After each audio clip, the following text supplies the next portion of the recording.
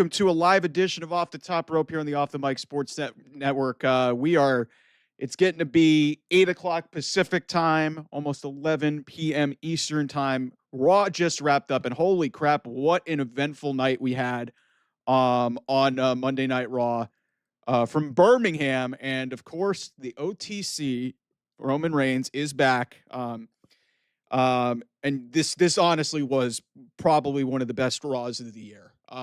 It really feels like the momentum is there for SummerSlam. A lot of things happen on this show. And we'll get to a lot of the particulars. Obviously, the big talking point is going to be two things happened in the close of the show. CM Punk is the number one contender for the World Heavyweight title. He's going to be facing Gunther for the World Heavyweight Championship. There is some intel potentially from multiple places coming out with this Seth Rollins thing that maybe that's the reason why Punk, and maybe we're getting a shock cash in at SummerSlam. I listen, I have no idea what to believe. They are zigging and zagging with us and kind of fucking with our minds of what is real and what isn't. The fact that they openly talked about this injury on the show, and there really wasn't much reference to, like, it's a very gray area trying to figure out that. And then obviously the big moment coming, Jey Uso comes out to save CM Punk. And then obviously Punk gets the win. Punk then gets, and Jey both get beaten up by, the what's left of the Seth Riders with Bronson Reed and Braun Breaker. And then the OTC's music hits. The people go crazy in Birmingham. And out comes the OTC to an incredible reaction and business, as JR would say back in the day, good old JR, Jim Ross would say, business has just picked up. This finally feels like the road to SummerSlam. We're inside 3 weeks, and you have multiple huge matches. Say what you will about the Jelly Roll thing. Even that kind of feels like a spectacle for a big event over 2 nights. Like, listen, I don't necessarily hate the idea of that, and you're putting a big spot obviously on Randy Orton and Drew McIntyre. Then you obviously got Logan Paul, and then the women. We've got 3 women's matches at least on record right now. We've got the Intercontinental Championship match between Becky Lynch and Lyra Valkyria, an incredible 2 out of 3 falls match between Bayley and Lyra Valkyria. So Lyra Valkyria wins. Third match between those two. They've had excellent matches. Like Becky Lynch also coming out in Hogan colors was something. We had then obviously we found out the Women's World Championship. Naomi has completely moved off of Jade Cargill, and she is now officially a member of the Raw roster. Jade Cargill, I thought maybe could change your mind, but they're sticking to this whole you're challenging your brand's champion. So it's going to be Tiffany Stratton and Jade Cargill. That was made official, even though that's a SmackDown match. And then obviously they're going to run back the match that we literally got for 30 seconds at Evolution, which is a triple threat between Rhea Ripley, Io Sky, and Naomi. That'll be great. Sadly, I don't know if it's going to main event. There's an argument that the women should main event given what they've put through.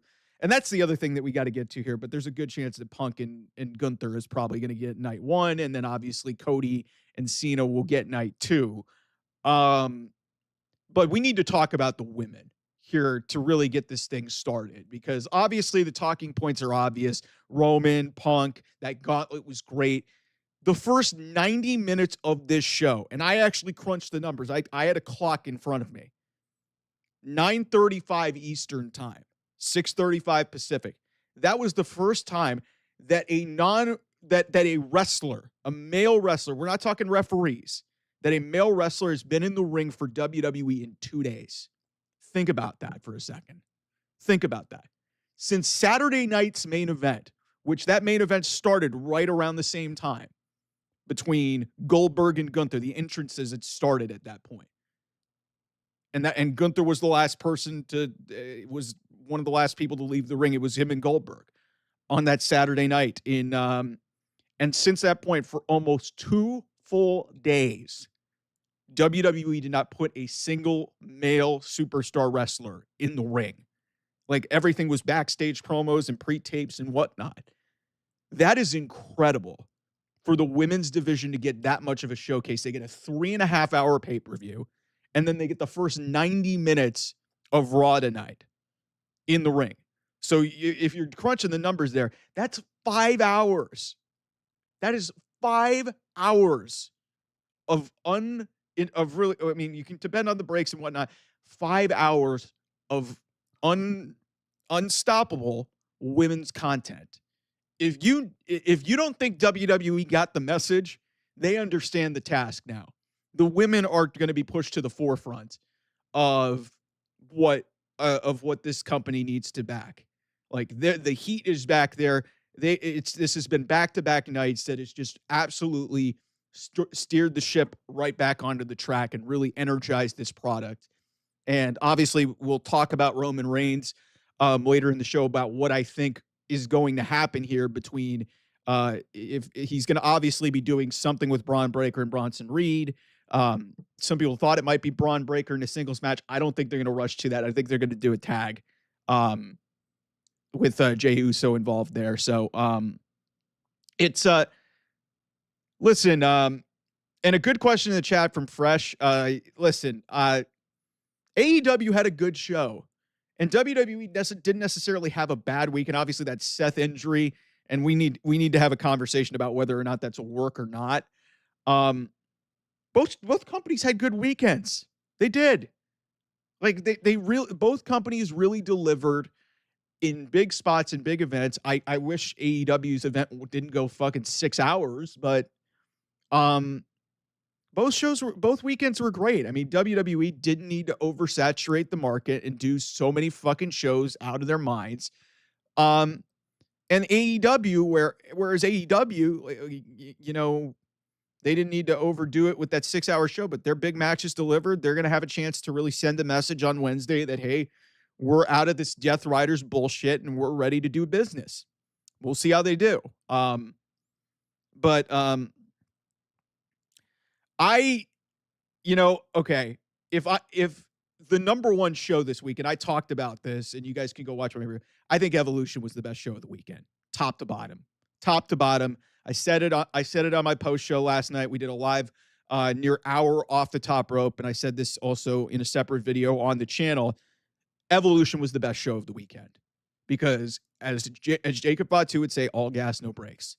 7 matches, nothing was bad. Nothing dragged. The show went through quickly. It felt like an old school Triple H, black and gold NXT, limited adverts. I love what they did with Stephanie McMahon and Joe Tessitore with that break-off session where in between matches they'd have like recap stuff. It was great, and it was a great showcase for the women. And like I said, Evolution did not have a bad match. Moises, you're right. Yeah, they did not have a single bad match on the show. So for that, I have to say Evolution. Now, the best match of the weekend, Rhea and Io's got an argument. I would say the Mox and Hangman match, depending on if you're squeamish or not. A lot of people thought it was indie-rific. I actually thought it was a really great match and a lot of fun. Like the 4 big matches for All In really delivered for AEW. But the problem was the first 2 hours of that show sucked. And it went 6 hours. It didn't need to go 6 hours. They went 6 hours for petty reasons. Saturday night's main event wasn't like anything bad, but it wasn't anything special. But Evolution to me won the weekend. And then this Raw coming off of Evolution when WWE had a lot of pressure on it and so a decent amount of public backlash for the way that they handled this weekend. So to come out here and do this Raw the way that they did and the way that they did, they listened to the audience, they invested in women's wrestling, like I said, 90 minutes of this show. And if you don't count if you don't count like the pre-tapes and there was a Karrion Kross thing in there was a couple of stuff mixed up backstage, but in the ring it was all women for basically and a male superstar didn't appear in the ring until 9:35 Eastern time when Gunther went out there to cut his promo before setting up the Gauntlet match. So it really is insane. And like I said, we're under 3 weeks. It's 2 weeks from Saturday that we're going to be at MetLife Stadium. And especially now with Roman Reigns back in the picture, A lot of people were wondering if he was just going to show up at SummerSlam again. Everybody said he would. Who knows if the plan was always to have, because that's the other thing that we need to address at some point here on the show is what's going on with Seth Rollins. Because I've heard a number of different things that conflict, that could lead to any number of different situations. Is it real? Is it a work? Nobody really knows. There's people saying this, there's people saying that, but the big thing to take away to me is the women. So let's actually get into this review. So Naomi comes out, huge pop. She stops the "You deserve it" chant. Basically runs down the fans, and basically she runs down the fans for basically saying, "Yeah, you didn't believe in the glow, you didn't believe in it now." So so then she rightfully explains why she left SmackDown. She was tired of it. She was sick of it. She didn't betray Bianca. She outgrew her, which was a great line. And she was just owning what chance. Like, people need to understand this. And I didn't get a chance really to say it. Like, first of all, we didn't really see like this level of villain from Naomi. She's a really good heel, and she is owning this role as a heel. And I think she's a welcome addition to Raw. It completely changes the dynamic. They were lacking a top heel with Liv not being there.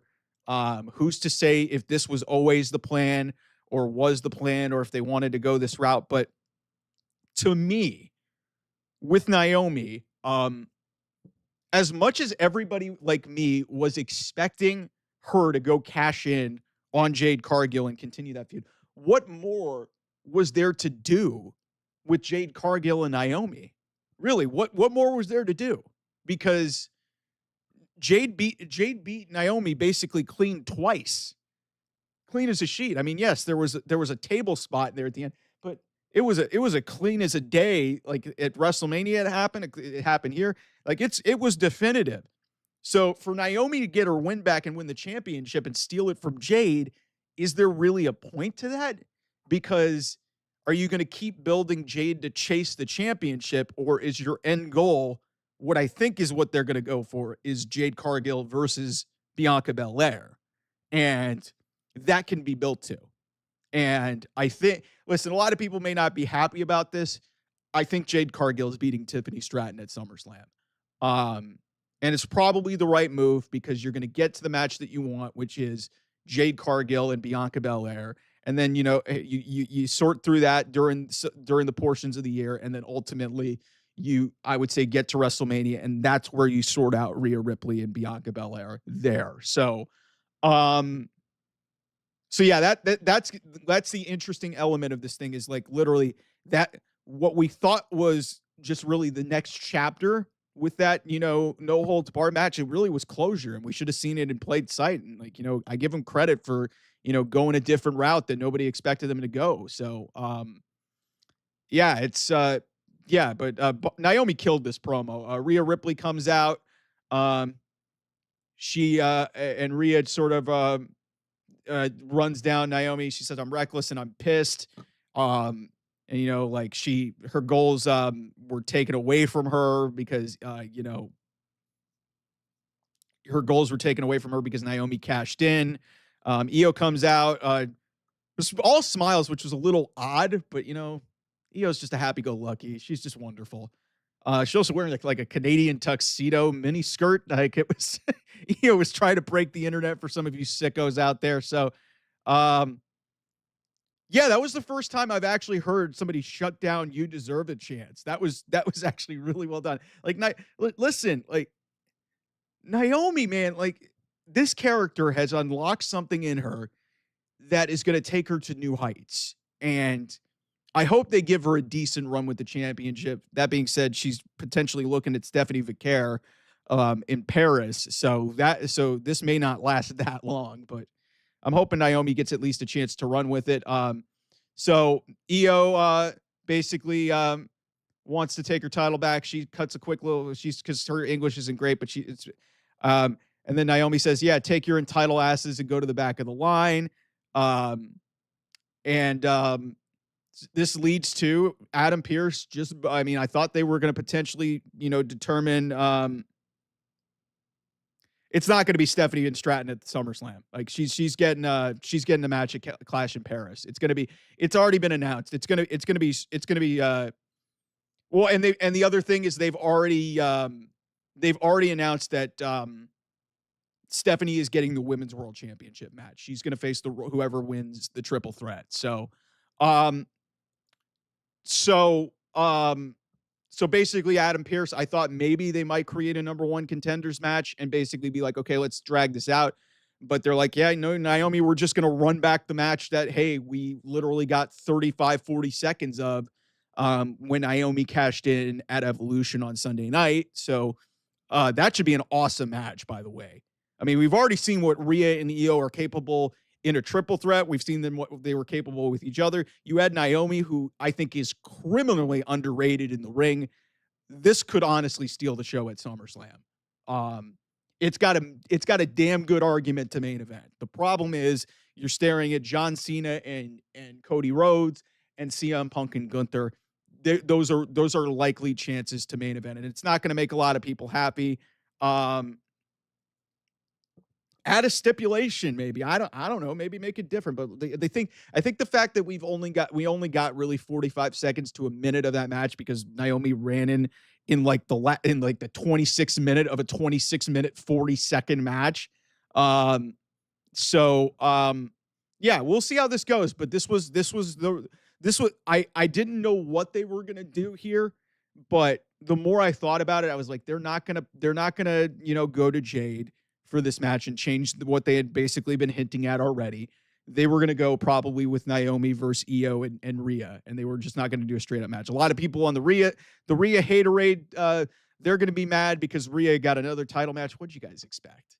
Rhea's maybe the most popular person, not even just the most popular woman. She may be the most popular person, male or female, in WWE. And you expect her to not be in the title picture? This ain't Charlotte Flair where they were forcing her down our throats. People are reacting to Rhea, okay? And she's good.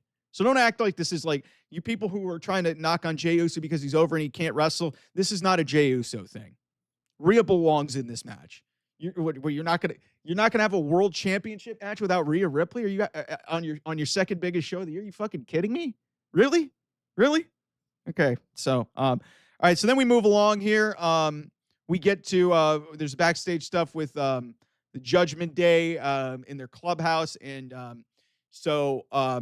Dom obviously playing up this fake injury, and Finn playing with him, basically saying, "Hey, go out there and support Raquel and Liv in their match against the Kabuki Warriors." There was a lot of confusion here. I heard multiple times on commentary that they were saying, "Yeah, this is for the tag team titles." Like, it's not for the tag team titles. It was just a non-title match between Kairi Sane, so the Kabuki Warriors taking on Judgment Day, Raquel, and Roxanne. This was a really good match. This is a pretty solid match. And obviously, a bunch of chaos. Dom, the story of this match really was Dom just consistently getting involved, showing that he's really not injured, which we already knew. And so that leads to the finish where we get a roll up and an assist from Raquel on Roxanne's roll up to ultimately get the win. And that leads to the tag team champions. They were saying, but it was just a regular match. So what I think is going to happen with the women's tag team championships is ultimately I think that Charlotte Flair and Alexa are going to face Raquel and Roxanne at SummerSlam. I think that's where it's going to go. That'd get us up to 4 women's matches. And who knows? Nikki Bella might be on the show too. So we might get to 5 women's matches. Like the women are making a statement here. And like I said, this was the story of the first 90 minutes of this show. So then we get some backstage stuff. Like I said, this didn't really count with my whole statistic that I threw at you guys. Jackie Redmond gets an interview with Paul Heyman. And I love this promo from Heyman. Heyman basically pointed out the Money in the Bank. He said it's too soon to basically, and doesn't even really speculate on how long Seth is out. He said Seth's got until next June to cash in the contract. I love reinforcing that stipulation. And you know what? Let's sort this out now. So a couple people, John Pollock, who I think is with Post Wrestling, and Brian Alvarez. Brian can occasionally be full of shit. Um, have both speculated that this is a cover, and this is an angle. He might really be injured, and they might be turning this shoot into a work. But one point that I did hear that is incredibly valid, and I'm not saying that this isn't a legit injury. It sounds like it is, but based off of John Pollock made this point on his show, and he basically said, "Listen, Seth Rollins already has the best cash in of all time. They've got to find a way to make it more epic." And yes, if you're working your audience like the way that they did, and I know some people were pissed off with the way the whole R-Truth thing and how that was revealed to be, and Triple H implying that it's part of the show. So, if this is in fact a work, it's a genius thing. A lot of people thought it was going to be a genius thing, and he was just going to cash in at ultimately in Saturday night's main event and get it in on Goldberg. Now you potentially have an element if this is in fact a work where you've got two main events potentially for him to cash in on. He's got issues with Punk. He's had some run-ins with Cena. He's had some run-ins obviously with Cody. So there's a lot on the table of where Seth Rollins ultimately lies with what happens in this. But listen, if you would have asked me 2 days ago if I thought that this was legit, yes, I would have thought it's legit the way that everything got sorted out. But there's so much information out there that I have no idea what's going on here. I really don't. I don't have a clue what is happening here. Gun to my head. The fact that I'm going to lean this direction. I'm going to say that this is, I mean, maybe it is a legit injury, but it's not nearly as bad as people think. It's just, man, if they're doing this as like an injury angle, that's saying something. And we won't truly know until we get to SummerSlam what the situation is with this. But the fact that they openly talked about this, they didn't show the injury, which I thought was really interesting. I think they showed it maybe in the hype package, like before, but they didn't reference it at all the rest of the show. Like they talked about the injury, but they didn't show video of it after that. So there was that. They did show footage of him walking and being disgruntled with the injury, which could fuel some speculation as to whether or not he's legitimately hurt. And then, like I said, openly talking about it in the manner that they did was very interesting too. So this is a really strange situation going on right now. And again, I think we won't have a true answer for what's really going on until we get to SummerSlam. If Seth Rollins does not show up at SummerSlam, then it's fair to just completely speculate that he really is in fact hurt and much more injured than we think. But based off some of the information that's come out, that's what I'm thinking is Rollins is going to, he could come out on a crutch and just drop it to the ground, or he could use the crutch to potentially be a part of his cash in. But yeah, I think the way that they're setting this up is for Rollins to screw Punk. Hell, I wouldn't be shocked if Rollins came in and did the triple threat because he doesn't want Punk to win the championship. So there's a lot on the table here, and this is really interesting. And I think the fact that they openly did a segment to reference it, and then Heyman hyping up the fact, hey, just so you know, this stipulation goes on through the year, which tells me if they're not giving the briefcase to somebody else, they're not considering doing it somewhere else, Seth Rollins is going to be the Money in the Bank contract holder, whether this is a legit injury, worked injury, long-term injury, short-term injury. Seth Rollins is holding on to this briefcase. We then shift the focus over to Braun Breaker. I love that Braun Breaker got a great spotlight in this match. We show footage of Miz getting super kicked by George Kittle. Is George Kittle going to get a match at SummerSlam? We've already got one celebrity match. Then we get into the 2 out of 3 falls match. Lyra Valkyria and Bayley. This was unbelievable. First fall came after a minute and a half. Bayley just slapped Lyra and rolled her up for a pin. Lyra, the second fall came 9 minutes, 30 seconds into the match. Got a really good, some really good wrestling here. Bayley had just these women were killing each other. Hitting suplexes on the apron. And then, we get a cradle pin for Lyra to tie the thing up. This bleeds into the second hour. Bailey has a crossface in. Lyra gets out of it, hits the Nightwing, gets a 3. Unbelievable match. Lyra had, if you want to see somebody who has fucking elevated herself this year, it is Lyra Valkyria, because women's intercontinental champion.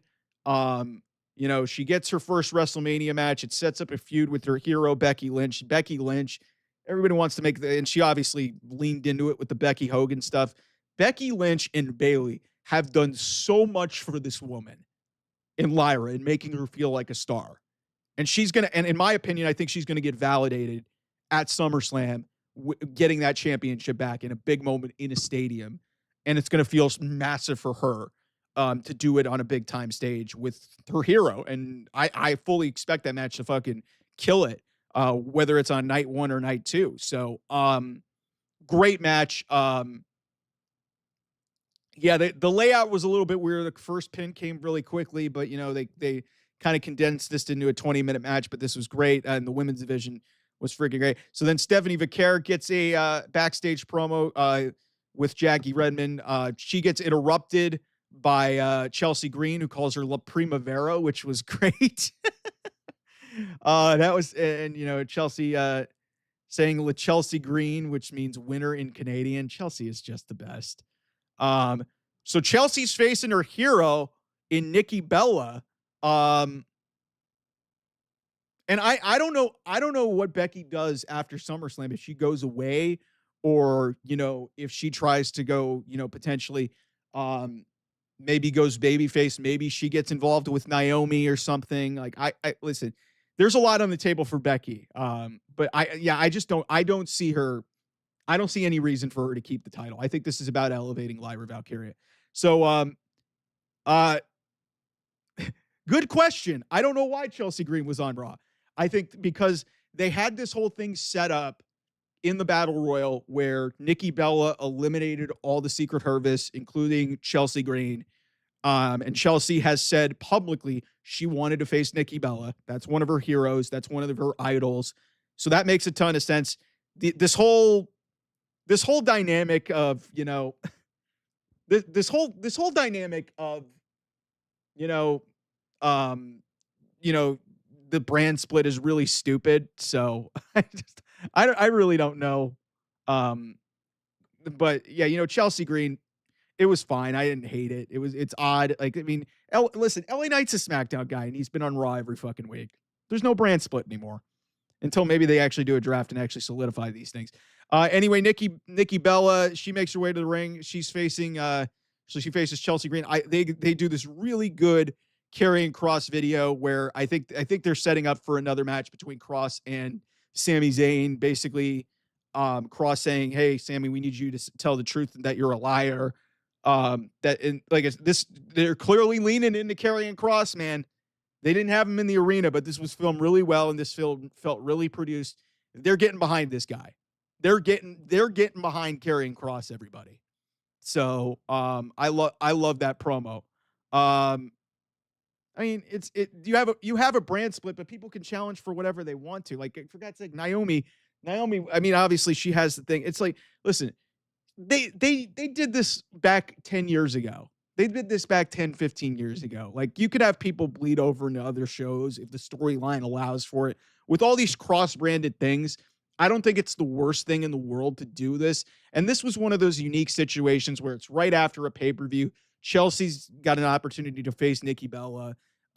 They might be setting up for a bigger thing with, cross-promotional type thing where maybe Stephanie Vaquer and Nikki Bella team up. I thought potentially it was going to be, and, I thought potentially the Dungeon Dolls, Maxine and Natalia were going to get involved in this match, but Stephanie, being as big of a star as she is a much bigger name. All due respect to those two women. So Nikki Bella faces Chelsea Green. This match was really quick. Kind of a little bit clunky towards the end. I mean, Nikki hasn't had a straight up a singles match in a while. Goes 6 minutes. Chelsea sold her ass off. Nikki wins with the Rack Attack 2.0 after the match. Alba and Piper get in the ring. They jump her. Stephanie Vaquer gets in there, helps Nikki up. It's actually very interesting that they're a Stephanie helping a Stephanie, because for those who don't know, Nikki's real name is Stephanie Nicole Garcia Colas. So just for those of you who don't know, so a Stephanie helping a Stephanie. And you know, so basically, it's interesting that Nikki and Stephanie, after Nikki butchered Stephanie's name about a month ago, it wasn't, like I said, this match wasn't anything to write home about, but it was fine, and it did the job. We're seemingly setting the stage for tag team. I mean, Kofi and Xavier, like, still doing the funeral stuff. They're being entertaining, but my God, the New Day has never felt more irrelevant. And after that really epic heel turn, Grayson Waller was just there. Where the fuck's Austin Theory? So that's weird. Then this leads to Adam Pearce saying, we're gonna set up a match to determine the challengers for the tag team titles next week. Pearce then approaches the Judgment Day. He points out Dom looked okay. Dom shows his medical paperwork. Adam says, yeah, you're going to get it re-examined by the medical team. We pan over to a shot of AJ Styles. Who's praying. AJ honestly has been fucking entertaining during this whole like dragged out thing with Dom. They're going to face each other at SummerSlam. That's actually going to be a really good match. I'm actually looking forward to that, seeing those two. But yeah, this little mid-cardish thing, like, in the back, because Dom really actually did get hurt, but now he's healthy, and they were going to do this at SummerSlam. That's great. And then Rusev and Sheamus are going to have another match.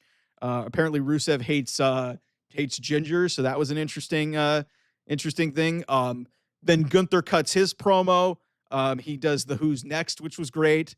And then Braun Breaker interrupts him, and basically, Paul Heyman tried to, talk up to Gunther, and, Gunther's kind of told him off and basically said, yeah, I don't really care what's going on with you. I don't care what you have to say. I don't know. I understand what your name is. Good. Listen, Gunther is actually okay on the mic. Then there was some interesting tells in Paul Heyman saying that Braun Breaker is the next big thing. He is the big dog, and then he's also this is his yard. And that was the moment where I was like, Roman Reigns is coming back tonight. So and that was very interesting. Obviously shout out to Brock Lesnar for the next big thing reference. So then we get this gauntlet, and this is the first, this was the first time the men really got in the ring. One men's match this entire night. One real men's segment in the ring. There was the Gunther promo, and then obviously this gauntlet match, which literally lasted like an hour, the last hour of this show. So Breaker and Penta start the match. 9 minutes in, Braun Breaker hits a midair spear on Penta, and Penta got absolutely obliterated. LA Knight comes in next. He gets a decent showing for about 10 minutes before he gets taken out with the spear. So LA Knight gets eliminated. Good to see him on this show. Good to see him getting kind of a push. But once you started to see the way that this thing was booked, you were like, yeah, whoever's in last is probably going to win this match. So LA Knight. So then Jey Uso is the fourth one of the 5 men in this match. He gets a House of Fire. He actually restarts his song. He actually does the mid entrance thing. A lot of people were probably cringing at that because they fucking hate Jey. So then basically Jey blocks a super kick with a spear, gets 2 super kicks in for a 2. He goes up top for the Uso splash, but Bronson Reed pulls Jey off the top rope, and I didn't even realize, hey, in a gauntlet match, I guess there's no DQs. So Braun Breaker then spears and pins Jey. So decent 8 or so minute showing from Jey, but Braun moves on, and CM Punk is the last guy in the gauntlet. Yeah, an impressive showing here from Braun Breaker. This gauntlet went 40 plus minutes. So CM Punk, near the end of this match, he gets his top rope Randy Savage elbow drop, gets the kick out. immediately gets to the Anaconda Vice. Bronson Reed gets in the ring, drops an elbow to break it up. And then Reed goes for the tsunami, but Jey Uso runs in to make the save. He works over Reed with some punches, super kicks him out of the ring, gets rid of him. Jay gets a suicide dive in on Bronson. In the ring, Breaker goes for a spear, but Punk kicks him and hits the GTS, and CM Punk wins. This is a 40-minute match officially, and CM Punk ultimately is your number one contender. He faces Gunther for the World Heavyweight Championship at SummerSlam. That'll be fucking awesome. Everything that I've heard about what they did in dark matches overseas, this is going to be a special, special thing for CM Punk. And we'll see if Seth Rollins does factor into it. He's off television, so we don't know what's really going on here. So this is a very interesting situation to keep your eyes on. So then after the match, Punk signals at Gunther. So he climbs to the middle rope, motions. He does the go to sleep sign, but Bronson Reed gets back in the ring, blindsides Punk. Jay comes back in to try and get something going. This is when you knew something was going to happen. Breaker then spears Jay. Reed holds, he brings Punk over to, he puts Jay and Punk together. It looks like Reed's going to kill them both with a tsunami. And then comes the drum beat, and our tribal chief is back. Roman Reigns makes his entrance. A nuclear reaction for the OTC, back with new merch and everything. He comes in, Superman punches all over the place, kills everybody. Roman hits a Samoan drop on Bronson Reed, which was fucking impressive for a guy who hasn't worked in WWE in 3 months, but Roman's still in incredibly good shape. He does his ooh-ah. So yeah, first time since night after WrestleMania.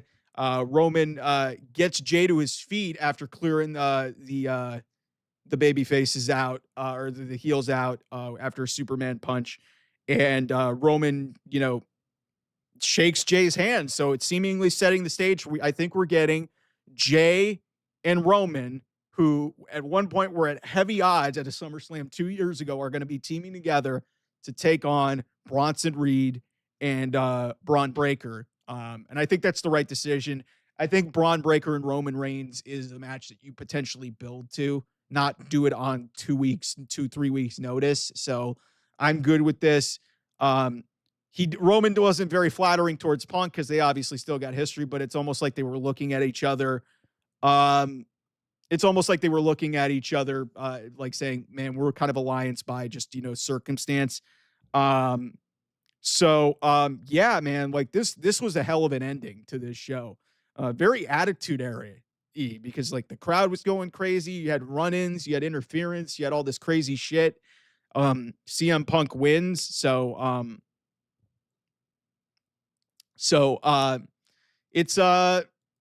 It's going to be interesting here to see the way this road to SummerSlam gets built out. And, obviously with Seth Rollins seemingly out of the picture for now, we don't know for what. I'm very curious to see how they follow this up. And obviously we're going to get the big segment on SmackDown with Cody Rhodes and John Cena. So that'll be interesting. Gunther and Punk's going to be great, man. I can't wait for that match, man. That's going to be fucking awesome. Good for Punker, man. Dude's really built himself back up into and I understood. Some people say, he was the last guy in the guys. What'd you expect? The guy's 46 years old. Okay. He can still go, but hey, come on. We'll see. But listen, I'm infinitely more excited about SummerSlam than I was 2 days ago. Because at that point there was literally only 2 matches, and there was technically 3 matches announced. Because you had Tiffany was Jade, whatever the women's championship match was going to be, and once Tiffany won and Jade won, once Tiffany won, you knew it was going to be Tiffany and Jade. And then obviously Naomi throws a wrench into the plans, and that completely changes the dynamic of Raw. And then obviously, getting another, the Intercontinental Championship is going to be on this show. Like with 2 nights, the women have a chance to do something really special on this show.